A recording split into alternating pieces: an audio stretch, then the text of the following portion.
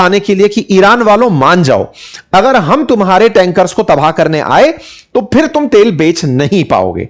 Trump ने अपनी तरफ से 14 मार्च को यह बात बोलते हुए कहा कि भैया ईरान वालों, या तो साफ साफ तुम मुझे स्ट्रेट ऑफ हॉर्मुज से जहाजों को निकलने दो, अदरवाइज यहां पर बहुत बुरा। कैसे?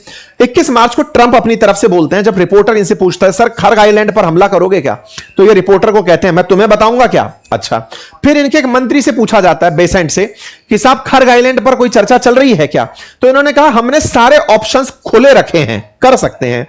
ऐसे ही इनकी तरफ से फॉर्मर स्पेशल फोर्स मेंबर के द्वारा वार्निंग दी जाती है और कहा जाता है कि देखो या तो चुप हो जाओ, अदरवाइज हम खर्ग आइलैंड पर कब्जा कर लेंगे। यानी अमेरिका डे वाइज डे, 25 मार्च के दिन भी यह स्थिति निकल कर आती है कि पूरी तरह से हम इस जगह को कब्जा करने की प्लानिंग में हैं। एक तरीके से 26 मार्च, आप डेट देखते जाइए, मतलब मैं आपको तारीखों में अगर दिखाऊं तो 22 मार्च देखें, ट्रंप को सुन लें, 22 के बाद में आप 24 मार्च देखें, आप 25 मार्च देखें, आप 26 मार्च देखें, हर समय जो चल रहा है वो खर्ग आइलैंड चल रहा है। Actively preparing for US invasion खर्ग island, मतलब खर्ग आइलैंड पर हमले की प्लानिंग हो रही है। क्या अमेरिका वाकई में कर रहा है? अब देखो अमेरिका वालों ने क्या किया।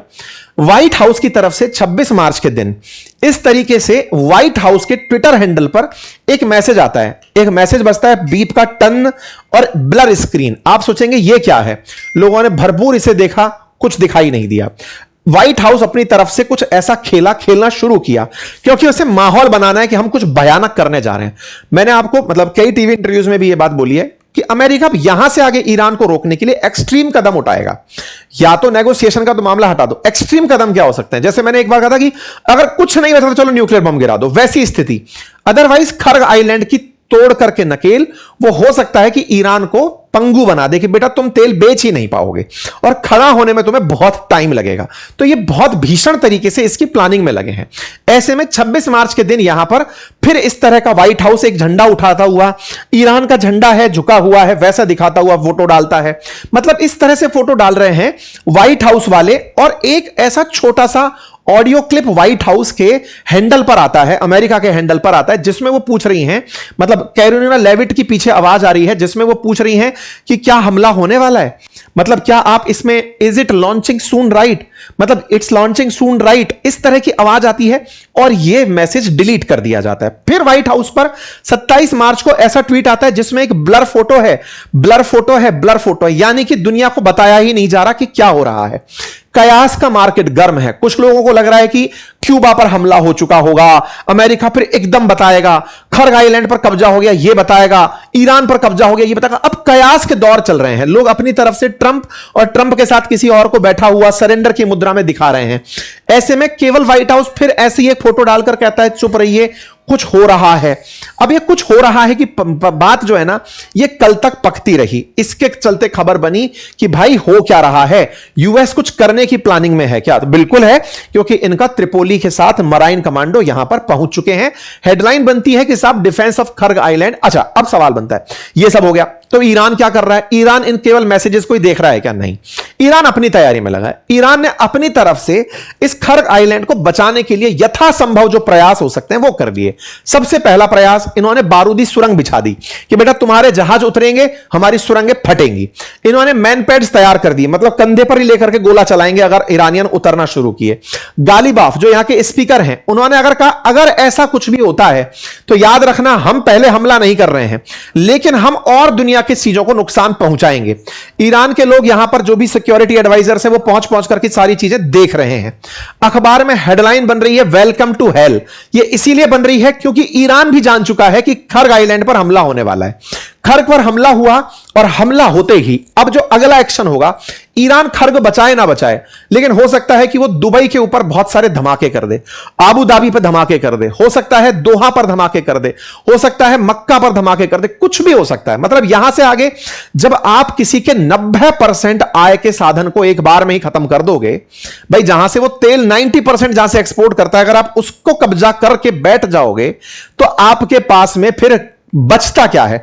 बचता है इनसे बदला लेना, और उस बदले की कार्रवाई को फिर वो कार्रवाई हो सकता है 5-7 दिन और चले और फिर जाकर कहीं नेगोशिएशन निकल कर आए। तो कुछ खतरनाक होने जा रहा है।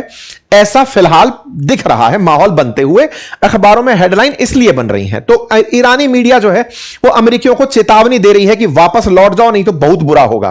तुम आओगे इस तरह, लेकिन जाओगे ताबूत में भर करके। तुम लोगों को खर्ग आइलैंड पर इतनी सारी तुम्हारी कब्रें दिखाई देंगी, वहीं गाड़ देंगे। यहां पर धमकाते हुए इनके प्रवक्ता बोल रहे हैं कि 500 अमेरिकी सोल्जर्स को हम मारने का टारगेट कर लिए हैं, मार दिए हैं। इसके अलावा ये सब हम म्यूनिशन चलाएंगे, इतना आर्म एम्यूनिशन मारेंगे कि तुम्हारी हालत खराब कर देंगे। तब इनके राष्ट्रपति अपनी तरफ से बोल रहे हैं, देखिए हम अपने अधिकारों की सुरक्षा के लिए तैयार हैं, अगर हमारे ऊपर कुछ भी होता है तो फिर हम उन देशों को चेतावनी देते हैं कि अपनी जगह का इस्तेमाल दुश्मन के लिए मत होने देना, अदरवाइज हम घातक हमला करेंगे। इस तरह से कुल मिलाकर के सारी तरफ से ईरान अपनी चेतावनी के दौर में है, अमेरिका के बढ़िया आनंद ले रहा है। अमेरिका अगर ऐसा कुछ करता है तो ईरान उसके बाद जो करेगा वो घातक होगा, ऐसा एक्सपेक्टेड है। तो देखिए साहब, फिलहाल के लिए तैयारियां पूरी हैं। यमन की एंट्री हो चुकी है। मैंने आपसे कहा था यमन को कहा जाएगा जब एक्सट्रीम सिचुएशन आ जाएंगी तुम एक्टिवेट हो जाओ। अब स्टेट ऑफ हॉर्मुज को खाली कराने के लिए अगर खर्ग पर कब्जा करके अमेरिका बैठता है तो हॉर्मुज से हो सकता है कुछ दिनों बाद ईरान खुद पीछे हट जाए कि चलो भाई ठीक है, बदले की कार्रवाई में हट जाते हैं। उधर की तरफ अब हूतियों को आदेश दे दिया गया है। यमन के अंदर हूतिये चालू हो गए हैं इजराइल पर हमला करने के लिए। रेड सी का मार्ग आने वाले समय में ये लोग बाधित करेंगे। हूतियों की तरफ से अनाउंसमेंट आ चुका है।